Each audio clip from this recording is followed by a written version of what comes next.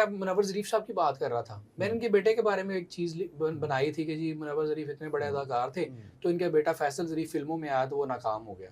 मुझे फ़ायज़ा ज़रीफ की कॉल आई, उन्होंने कहा कि जी मेरी अम्मा जो हैं वो बीमार रहती हैं, तो उन्होंने जब ये आपकी वीडियो देखी है तो उनको बड़ी तकलीफ़ हुई है कि आपने बार-बार रिपीटेडली इस्तेमाल किया था कि उनका बेटा नाकाम हुआ, बेटा नाकाम हुआ, बेटा नाकाम हुआ। तो उनको बुरा लगा, तो आप इसको डिलीट कर दें। मैंने डिलीट कर दी, ठीक है। अच्छे तरीके से रिक्वेस्ट की, मैंने डिलीट कर दी, ठीक है। और बल्कि मैंने माज़रत की, मैंने कहा जी मुनव्वर ज़रीफ की फैमिली अगर मुझसे कर रही है रब्ता तो मेरे लिए ऑनर की बात है।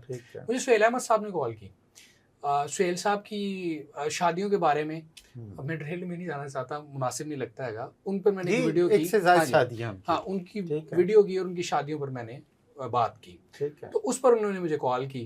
उन्होंने ताहिर सरवर मीर साहब से मेरा नंबर लिया और मुझे कॉल कर दी, और कॉल करके उन्होंने मुझे कहा कि जी इस तरह आपने ये वीडियो बनाई और मेरी फैमिली डिस्टर्ब हुई और ऐसा और वैसा।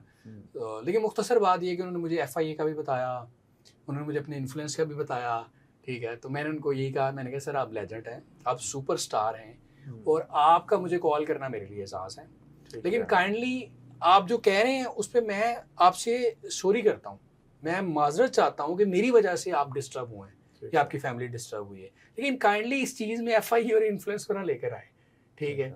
अगर मैंने गलत लिखा है, दो चीज़ें हैं ना, एक होता है कि आपको एक चीज़ बुरी लगती है लेकिन वो होती हकीकत है, एक होता है कि आपको एक चीज़ पता है कि है ही झूठ है।